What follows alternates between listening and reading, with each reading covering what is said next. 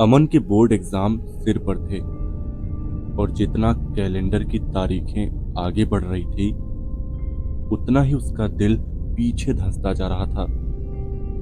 बाहर से वो एक नॉर्मल 12वीं क्लास का छात्र लगता था, लेकिन अंदर से वो डर, दबाव और घबराहट का चलता फिरता ढेर बन चुका था। 2 महीने पहले तक उसने खुद से वादा किया था कि इस बार वो पूरी मेहनत करेगा, 80% से कम नहीं लाएगा। लेकिन जैसे जैसे सिलेबस बढ़ता गया उसका मन पढ़ाई से हटता गया।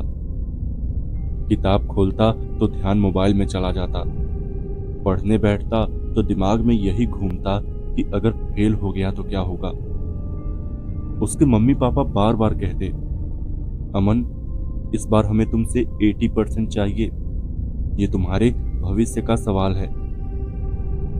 वो बस चुपचाप सिर हिला देता, लेकिन उसके अंदर डर की एक गांठ बनती जा रही थी। आखिरकार वो दिन आ गया जिसका उसे सबसे ज्यादा इंतजार और सबसे ज्यादा डर था। पहला पेपर, हिंदी। उसे लगता था कि हिंदी में तो वो अच्छे नंबर ले ही आएगा, क्योंकि ये उसका मजबूत विषय था। लेकिन जब वो एग्जाम हॉल में बैठा और क्वेश्चन पेपर उसके हाथ में आया तो उसके चेहरे का रंग उड़ गया। कई सवाल ऐसे थे जो उसने ठीक से पढ़े ही नहीं थे। जो याद था वो भी घबराहट में भूलता जा रहा था। 3 घंटे जैसे किसी अंधेरे सुरंग में गुजर गए। जब घंटी बजी तो उसे साफ पता था कि पेपर खराब गया है।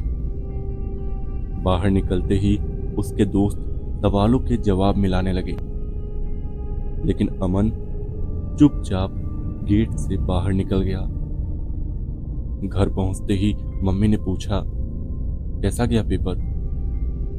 उसने बिना आंख मिलाए जवाब दिया, हाँ अच्छा गया। लेकिन उसके अंदर सच्चाई चुभ रही थी। रात को वो बिस्तर पर लेटा छत को घूरता रहा। उसे लग रहा था कि अब तो 80% दूर की बात है, शायद पास होना भी मुश्किल हो जाए। डर ने उसे इतना जकड़ लिया कि उसने मोबाइल उठाया और इंटरनेट पर सर्च करने लगा, एग्जाम में पास कैसे हों, कम पढ़ाई में अच्छे नंबर कैसे लाएं, पेपर अच्छा करने का तरीका। सैकड़ों रिजल्ट आए, लेकिन एक वेबसाइट ने उसका ध्यान खींच लिया। उस पर लिखा था, अगर किसी विषय में पास होना चाहते हो तो उस विषय की किताब रात 1:30 बजे कब्रिस्तान में किसी कब्र पर रख दो और मन ही मन प्रार्थना करो, अगली सुबह किस्मत बदल जाएगी। पहले तो अमन हंसा, उसे लगा ये कोई मजाक है। लेकिन फिर उसने वेबसाइट की रेटिंग देखी, 4.3 स्टार। नीचे कई लोगों ने लिखा था, काम किया, चमत्कार हुआ।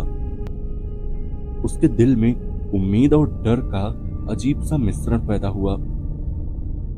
अगले दिन फिजिक्स का पेपर था, जो उसका सबसे कमजोर विषय था।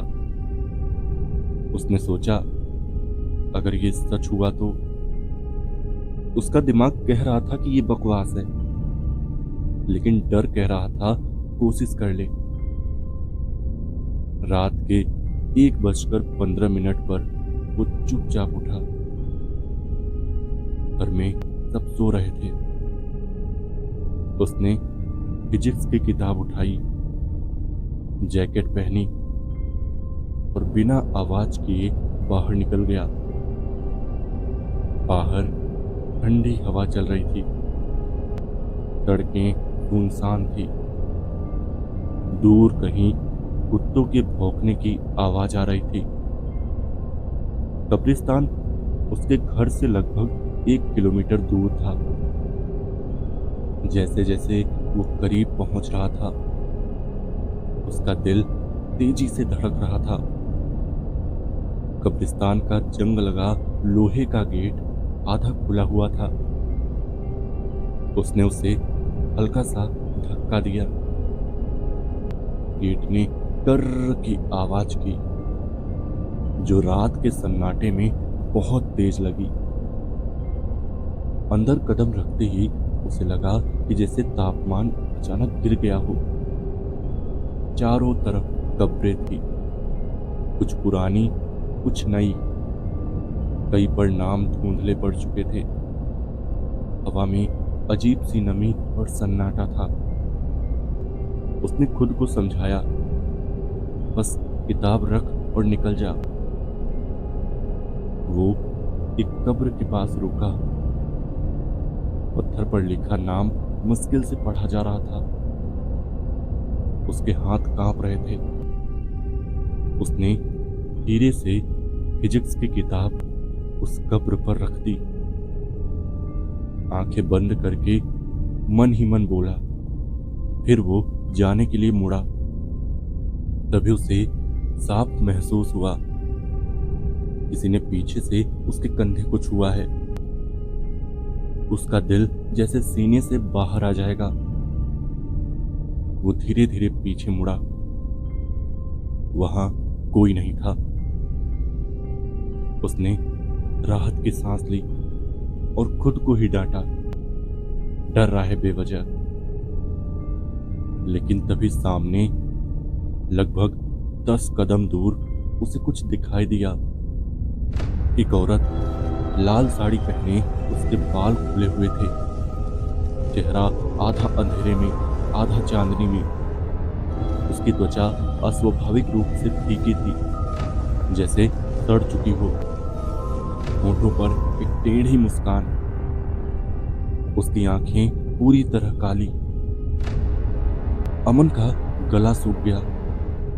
वो न बोल पा रहा था, न हिल पा रहा था।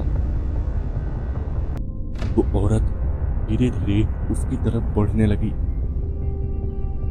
उसके कदमों की आवाज नहीं आ रही थी, लेकिन सूखे पत्ते अपने आप सरक रहे थे। अमन ने पीछे हटने की कोशिश की, लेकिन उसके पैर जैसे जमीन में धंस गए थे। वो औरत अब उसके बिल्कुल सामने थी। उसकी मुस्कान और चौड़ी हो गई। अचानक उसने अपना ठंडा हाथ अमन के गले पर रख दिया। अमन ने चिल्लाने की कोशिश की, लेकिन आवाज नहीं निकली। उसकी सांस रुकने लगी। उसकी आंखों के सामने अंधेरा छाने लगा। फिर एक तेज झटका और सब कुछ शांत। अगली सुबह कब्रिस्तान के गेट के बाहर लोगों की भीड़ जमा थी। किसी ने पुलिस को बुलाया था। जमीन पर अमन की लाश पड़ी थी। उसके चेहरे पर डर साफ झलक रहा था। उसके पास फिजिक्स की किताब रखी थी। पुलिस ने जांच की, लेकिन मौत का कारण स्पष्ट नहीं हो पाया। घर में मातम छा गया। उसके मम्मी पापा को समझ नहीं आया कि उनका बेटा आधी रात को कब्रिस्तान क्यों गया था। उसके फोन में वो वेबसाइट नहीं मिली, जैसे वो कभी थी ही नहीं।